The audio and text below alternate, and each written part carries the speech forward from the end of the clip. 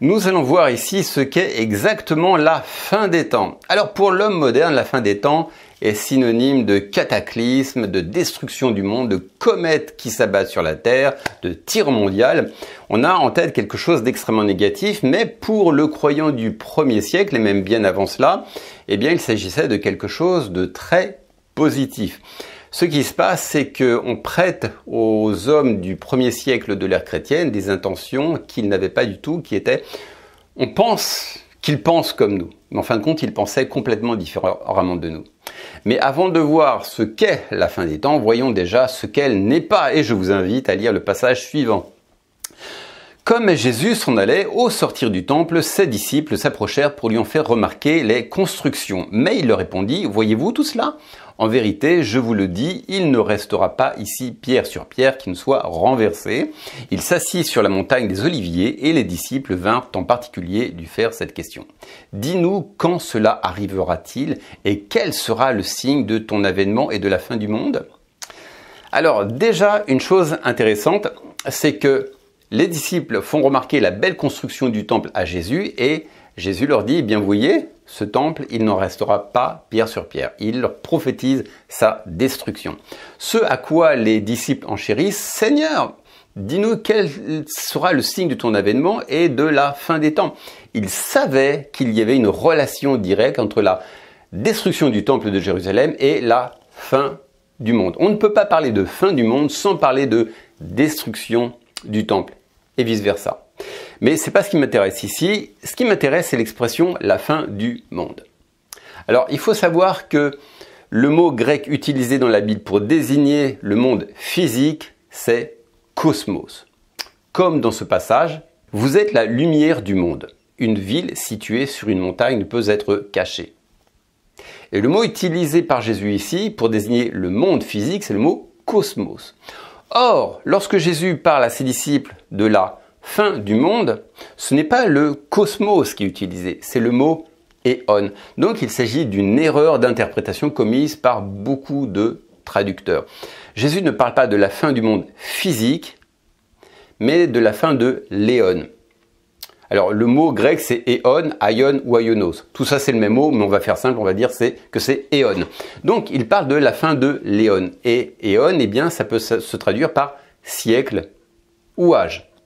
C'est une période de temps. Donc lorsque Jésus parle de la fin du monde, en fait il parle de la fin des temps, la fin d'une période. Alors le mot éon, c'est vrai, certains me feront remarquer qu'il est parfois utilisé pour désigner l'éternité, comme dans ce passage. Alors un homme s'approcha et dit à Jésus, « Maître, que dois-je faire de bon pour avoir la vie éternelle ?» Et éternel ici, c'est le mot éon, qui est donc utilisé pour désigner l'éternité. Mais le mot éon est souvent utilisé pour désigner également une période, certes longue, mais quand même une période qui est limitée. Comme dans ce passage, à celui qui a le pouvoir de vous affermir selon mon évangile et la prédication de Jésus-Christ, conformément à la révélation du mystère tenu secret dès l'origine des temps. Donc, le temps ici c'est éon, le mot utilisé c'est éon, on voit bien qu'il peut aussi désigner une période limitée et pas nécessairement l'éternité. Sinon ça ne tiendrait pas. Lorsque Jésus parle de la fin des temps, c'est comme si les disciples, on ne peut pas traduire par Seigneur, dis-nous la fin de l'éternité. Il ne peut pas y avoir de fin à l'éternité. Donc le mot éon ici, lorsque Jésus parle de la fin des temps, il parle d'une période de siècles et d'âge, mais un temps qui est limité. Voilà. Donc ça c'est une chose. Et alors de quelle période s'agit-il ? Lorsque l'on parle de la fin d'une période, de quelle période parle-t-on ? Eh bien, il s'agissait tout simplement de la dispensation de la loi. Il s'agissait de la religion judaïque et mosaïque, tout du moins telle qu'il l'avait connue jusqu'à présent. Donc, lorsqu'on parlait de la fin des temps, eh bien, on pensait à la fin de la dispensation de la loi et pour rentrer dans une nouvelle ère. Donc c'est pour ça que c'était quelque chose de très positif. Lorsque les croyants du 1er siècle et au-delà avant de notre ère, eh bien, lorsqu'on parlait de la fin des temps, ils avaient en tête quelque chose de positif.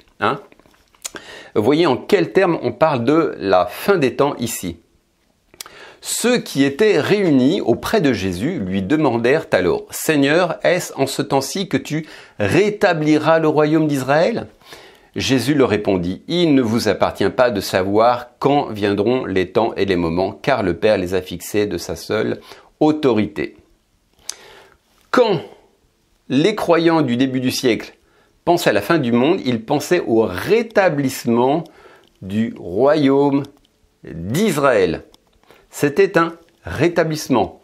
C'est un bon mot, ça, rétablissement, hein, comme on peut parler de quelqu'un dont la santé est rétablie. C'est pas un terme qui emprunt à la destruction, voilà. On va voir d'autres expressions utilisées pour désigner la fin des temps. En vérité, je vous le déclare, au renouvellement de toutes choses, lorsque le Fils de l'homme sera assis sur le trône de sa gloire, vous qui m'avez suivi, vous serez vous-même assis sur 12 trônes, jugeant les 12 tribus d'Israël. Ici, la fin des temps est synonyme de renouvellement de toutes choses. On va voir une autre expression.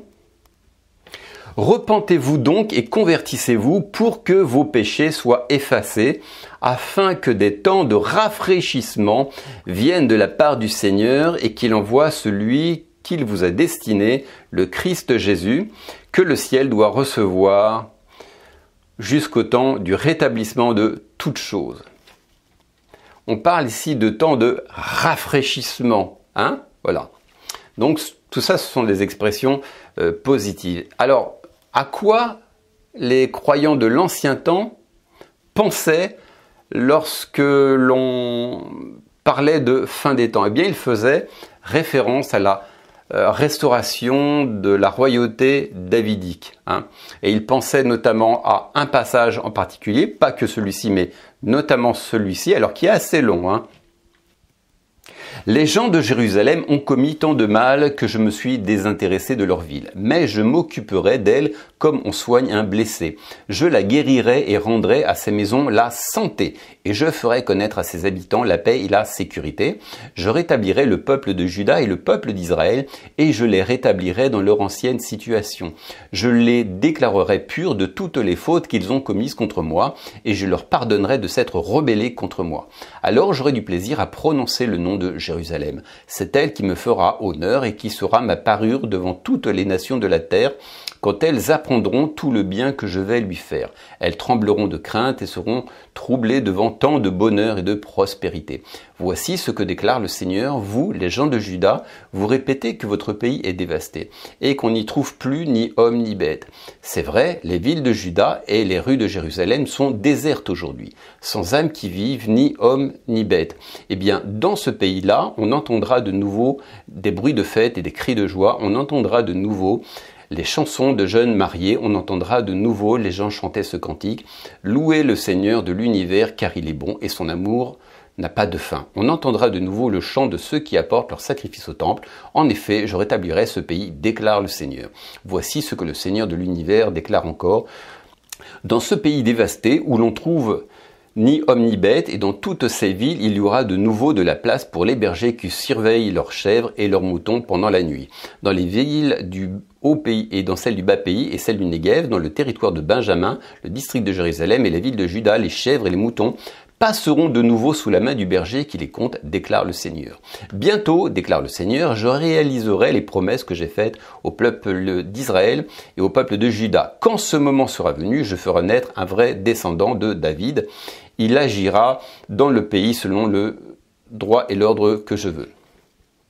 Voilà, je vais m'arrêter là, vous lirez la suite à titre personnel, mais voilà, lorsque l'on parlait de la fin des temps et d'une nouvelle ère, les Hébreux s'attendaient à ce que la royauté davidique soit restaurée, le peuple obéirait aux lois de Dieu, Dieu les rendrait prospères, bénis, il y aurait la paix, et la nation d'Israël servirait de modèle pour inspirer les autres nations à épouser la foi dans le véritable Dieu.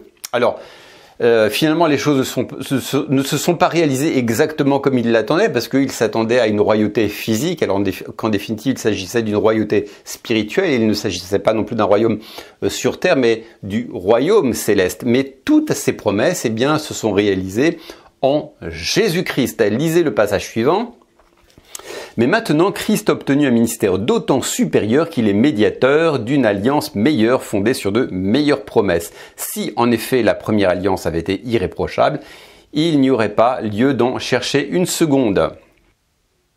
Nous tous donc qui sommes en Christ, nous sommes entrés dans cette nouvelle ère, dans cette nouvelle dispensation, celle de la grâce. La loi a parfaitement atteint son objectif, à savoir celui de nous démontrer qu'il est impossible à l'homme d'être sauvé et justifié aux yeux de Dieu sur la base de ses propres performances, parce qu'il y avait tellement de règles dans la loi mosaïque que tôt ou tard nous finissions par transgresser l'une d'entre elles. Donc nous étions devant le fait accompli qu'il est impossible de tout observer pour plaire à Dieu. Et voilà, il était temps d'envoyer Jésus-Christ pour que l'homme puisse comprendre que le seul moyen d'être sauvé, c'était au moyen du sacrifice de Jésus-Christ. Néanmoins, à la fin des temps, il reste certains événements qui doivent se réaliser pour que le plan de salut soit totalement parachevé, soit totalement finalisé. Le plus important est fait. Nous sommes sauvés au moyen de Jésus-Christ. Il n'y a plus aucune condamnation pour celui qui est en Christ. Nous sommes une nouvelle créature. Nous avons l'Esprit de Dieu en lui. En nous, nous avons la nouvelle nature en nous. Il est possible aussi d'être rempli du Saint-Esprit, de manifester les dons spirituels. Néanmoins, il devait se réaliser encore certains événements pour que ce plan de salut soit totalement parachevé, et c'est ce que nous verrons dans une autre vidéo à laquelle je vous renvoie. Ciao!